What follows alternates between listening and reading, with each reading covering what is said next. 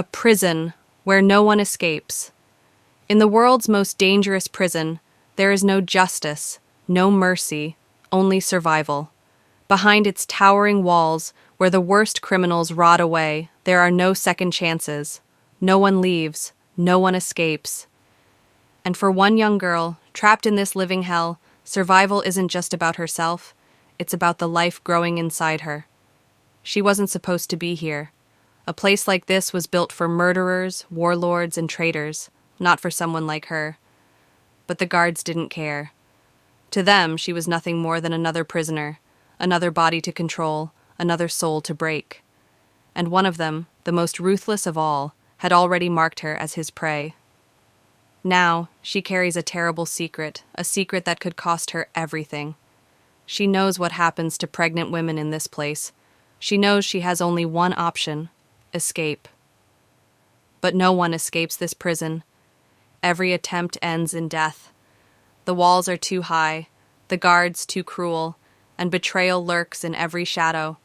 Still, she refuses to give up. Because this time, she's not just fighting for herself. She's fighting for the one thing this prison can never take from her: hope to the world's most dangerous prison and its brutal conditions. Deep in the heart of an unforgiving land, hidden from the eyes of the world, lies a prison so terrifying that even the most hardened criminals fear its name. This is no ordinary prison. It is a living nightmare, a place where hope dies and survival is a daily battle. The walls are thick, built not just to keep prisoners in, but to ensure that no one ever escapes. The guards are ruthless, and the rules are simple: obey or suffer. This prison is designed for the worst of the worst: murderers, warlords, terrorists, and those deemed too dangerous for society. But beneath its terrifying reputation, there are untold stories of suffering, corruption, and cruelty that the outside world never hears about. In this hellish place, justice does not exist. The guards act as executioners, and their word is law. There are no human rights here, no second chances. Once you enter, you either adapt to the horror or perish under its weight. The cells are nothing more than concrete tombs, small, dark, and suffocating. Prisoners are crammed together, sometimes 10 in a space meant for 2. The stench of sweat, blood, and decay lingers in the air, a reminder that death is always close. Food is scarce, and what little is given is barely enough to sustain life. Water is often contaminated, leading to disease outbreaks that kill more prisoners than the guards ever could. Violence is a part of daily life. Inmates form brutal gangs, each fighting for dominance over the others. Weakness is a death sentence, and even a simple mistake can lead to a fatal punishment. The guards encourage this violence, using it as a means of control. They place bets on fights, force prisoners into deadly games, and watch with amusement as men kill each other for survival. Torture is routine. Those who disobey or try to resist the system are subjected to inhumane punishments. Beatings, electric shocks, and psychological torment are just a few of the methods used to break a prisoner's spirit. Women, if they end up here, suffer even worse fates. They become prey for the guards, trapped in a cycle of abuse and helplessness. No one hears their screams, no one comes to save them. The idea of escape is almost laughable. Every inch of the prison is fortified with high walls, armed towers, and snipers ready to shoot on sight. Many have tried, but none have ever succeeded. Those who are caught face fates worse than death: public executions, prolonged torture, or being thrown into the dark cells, where prisoners are left to rot in total isolation, slowly losing their minds. But despite the brutality, some still dare to dream of freedom. Some refuse to let the prison break them. They plan, they resist, and they search for a way out, even if it means risking everything. And in this nightmare, one girl will soon learn that the cost of survival is higher than she ever imagined. A young girl's arrival, hiding a terrible secret. In a place where only the most hardened criminals are sent, the arrival of a young girl was unusual, almost unheard of. She was barely in her 20s, fragile in appearance, but with eyes that carried a weight far beyond her years. As she stepped through the rusted gates of the world's most dangerous prison, the other inmates fell silent. It wasn't just her presence that unsettled them. It was the look in her eyes, a look that spoke of pain, of loss, and of something far darker.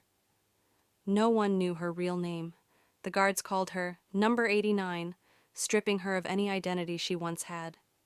She didn't resist, didn't cry, didn't plead for mercy. She walked through the hellish corridors like a ghost, carrying a secret that she could never reveal. The prison was a world ruled by violence and fear, where only the strong survived. A young girl had no place here. She knew that. She had to stay invisible, had to blend in, had to make sure no one uncovered the truth she was hiding. But secrets don't stay buried for long in a place like this. Some prisoners whispered about her past, wondering what crime had condemned her to such a place. Murder? Betrayal? Or something worse? The guards watched her closely, their eyes filled with something far more dangerous than curiosity. They sensed vulnerability, and in this prison, vulnerability was a death sentence. But what they didn't know was that this girl wasn't as weak as she seemed. She had endured horrors before, horrors that had led her to this place. And she carried something inside her, something no one could ever find out. Because if they did, she wouldn't just be fighting for her survival. She would be fighting for a life growing inside her. Police brutality inside the prison, a girl's silent suffering. From the moment she entered the prison, she knew she was in danger, not just from the inmates, but from those in uniform. The guards ruled this place like kings, their power absolute. And among them, one man stood out, the police officer who had taken a special interest in her. At first, it was just the way he looked at her, his eyes filled with something dark and unsettling. Then came the small moments, his fingers brushing against her when there was no need, his voice lowering to a whisper only she could hear. She tried to stay out of his way, to make herself invisible, but in a prison where survival depended on submission, she had nowhere to hide. One night, as she lay in her cell, the metal bars screeched open. Her heart pounded as she saw him standing there, a cruel smile on his face. She wanted to scream, to fight, to run, but there was no escape. He dragged her out, past the sleeping prisoners who knew better than to interfere. No one dared to challenge the guards. They were untouchable. He took her to a dark room, far from the eyes of the world. The cold walls absorbed her muffled cries, the concrete floor bearing witness to yet another act of cruelty. He reminded her that she was nothing here, that no one would believe her, no one would help her. This was his world, and she was just another prisoner, another plaything for his amusement. It didn't happen just once. Night after night, he came back, each time leaving new bruises, new wounds, both on her body and in her soul. She stopped resisting. She learned to go numb, to shut her mind off from the pain. But inside, she was breaking. Every touch, every whisper, every moment in that room took a piece of her away. Then one day, she felt something inside her, something different, a sickness that wouldn't go away, a change in her body that filled her with both horror and realization. She was pregnant. The truth hit her like a knife to the chest. She was carrying the child of a monster, and in this prison, that meant only one thing. She was now more vulnerable than ever, and if he found out, if the guards discovered her secret, she knew her suffering was only just beginning. The girl's pregnancy and her struggle to survive days turned into weeks, and the weight of her secret grew heavier with each passing moment. She was carrying a child conceived in violence, a child she never asked for, yet a child she now had to protect at all costs. In a place where mercy did not exist, where weakness meant death, she knew that if the guards found out, it would be the end of her. Her body began to betray her. The sickness in the mornings, the exhaustion that never left, the slight swelling of her belly. It was only a matter of time before someone noticed. She had to hide it. She wrapped herself in loose, filthy clothes, hunched over when she walked, forced herself to eat the rotten food they gave her even when nausea twisted her stomach. Every day was a battle, not just to survive, but to keep her secret buried. But the prison was a cruel place. The beatings didn't stop. The punishments were relentless. One night, a guard slammed her against the wall for moving too slowly. Pain shot through her stomach, and she bit her lip so hard it bled, forcing herself not to cry out. She couldn't afford to show pain. Not now. She had no allies, no one to turn to. Most of the women in the prison had already given up on life. They were hollowed out, broken, resigned to their fate. But there was one, an older prisoner, a woman with silver-streaked hair and knowing eyes. She had seen the signs, understood what the girl was going through. One night when they were alone in the corner of the cell block, the woman whispered, "You don't have much time. They'll find out soon." The girl nodded, fear gripping her heart. She knew what happened to pregnant prisoners in this place. They were either forced to give up their babies or worse. The child was taken before it could ever be born. She needed a plan. She needed to escape, but escaping this prison was impossible. The walls were too high, the guards too many. And even if she made it past them, where would she go? Who would help a fugitive carrying the child of a monster? Still, she refused to give up. Every night she listened, she observed, she memorized the guards' routines, the blind spots in the cameras, the rare moments when security was lax. She was running out of time, but she had one advantage: the fire inside her, the will to survive not just for herself, but for the life growing within her. She knew she couldn't fight the monsters around her, but maybe, just maybe, she could outsmart them. And if she failed, then she would die trying, because surrendering was never an option. The escape attempt, betrayal, and a tragic end. She knew there was no other way. If she stayed, both she and the child inside her would be doomed. The prison had crushed thousands before her, but she refused to be another victim. Every second counted. Every mistake could mean death.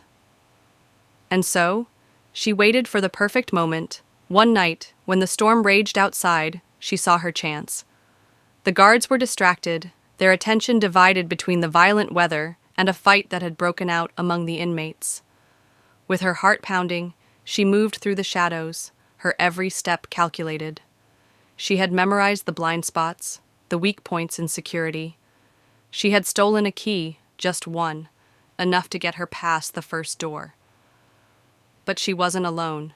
There was another prisoner, a man who had promised to help her.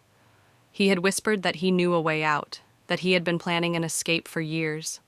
Desperate and with no other choice, she had trusted him, and that was her first mistake. As they reached the final checkpoint, the place where freedom was just a few steps away, she felt the sharp sting of betrayal. He turned on her. He had never planned to escape with her, he had only used her. As she stood there stunned, he sounded the alarm, and within moments the prison came alive with sirens and shouting guards. She ran, her body screaming in protest, her heart pounding like a drum, but she was no match for them. Within seconds they were upon her. She fought, clawed, bit, screamed, but it was useless. A heavy baton struck her stomach, and she fell to the cold ground, gasping in pain. The guards laughed as they dragged her back. "You really thought you could escape," one of them sneered, but she wasn't listening. Her hands trembled as she reached for her stomach for the life she had fought so hard to protect. And then she felt it, an unbearable pain, a sharp twist deep inside her. Something was wrong. The world around her blurred. The voices faded. And as she lay there, surrounded by monsters, she knew the worst had happened. She had lost everything.